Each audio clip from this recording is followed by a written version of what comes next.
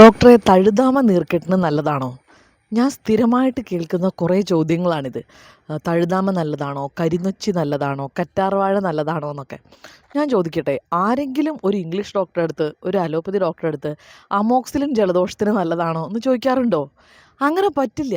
ഏതൊരു അസുഖത്തിനും അവരുടെ ലക്ഷണങ്ങളെല്ലാം നോക്കി ആ മരുന്നിൻ്റെ പല പല കോമ്പിനേഷൻസിൽ രാസ്നേരണ്ടാതി, രാസ്ന സപ്തകം, അമൃതോത്തരം, ഇങ്ങനെ ചിറ്റമൃതും ചിറ്റരത്തെയും തഴുതാമയും എല്ലാം മരുന്നായിട്ട് ഉപയോഗിക്കുന്നുണ്ടെങ്കിലും അത് വളരെ പ്രത്യേക രീതിയിൽ അതിൻ്റെ കോമ്പിനേഷൻസ് വരുമ്പോഴാണ്. ആയുർവേദത്തിൽ അതിനൊരു ശാസ്ത്രശാഖ തന്നെയുണ്ട്, ഭൈഷജ്യ കൽപ്പന എന്നാണ് അതിൻ്റെ പേര്.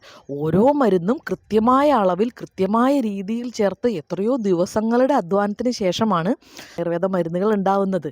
അപ്പോൾ അതുകൊണ്ട് വെറുതെ നമ്മൾ വഴിയിലെല്ലാം കാണുന്ന മരുന്നുകളെല്ലാം തിളപ്പിച്ച് കഴിക്കുന്നത് ഒരിക്കലും പ്രോത്സാഹിപ്പിക്കാൻ പാടില്ല. കാരണം അത് ചിലർക്ക്, ഇപ്പോൾ അവർക്കോ ഒരാൾക്കോ രണ്ടാൾക്കോ ചിലപ്പോൾ ഉപകാരം ഉണ്ടായി. നിങ്ങളോട് പറയുന്ന ആൾ അങ്ങനെയായിരിക്കും പറയുന്നത്, എൻ്റെ അമ്മാവന് സുഖപ്പെട്ടു, അല്ലെങ്കിൽ എൻ്റെ മകൾക്ക് സുഖമായി എന്ന്.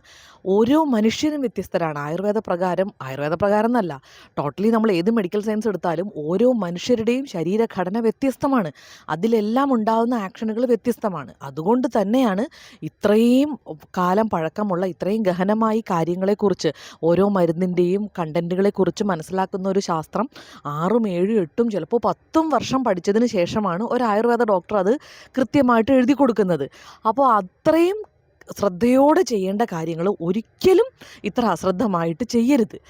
ചിലപ്പോൾ മരുന്ന് പോലും കഴിക്കേണ്ടാത്ത അവസ്ഥയായിരിക്കും. ചിലപ്പോൾ ആ മരുന്ന് നിങ്ങൾക്ക് വലിയ പ്രത്യാഘാതങ്ങൾ ഉണ്ടാക്കിയേക്കാം എന്നുള്ള അവസ്ഥയായിരിക്കും. ഇതൊന്നും നിങ്ങൾ സ്വയം ചെയ്യുമ്പോൾ നടക്കില്ല. അപ്പോൾ അതുകൊണ്ട് തീർച്ചയായിട്ടും ഡോക്ടർ പറഞ്ഞിട്ട് മാത്രം മരുന്ന് കഴിക്കുക. അത് ആയുർവേദ ആയാലും അലോപ്പതി ആയാലും ഹോമിയോ ആയാലും അതാതിൻ്റെ ഡോക്ടർമാർ പറയുന്നതനുസരിച്ച് മാത്രമേ മരുന്ന് കഴിക്കാവൂ.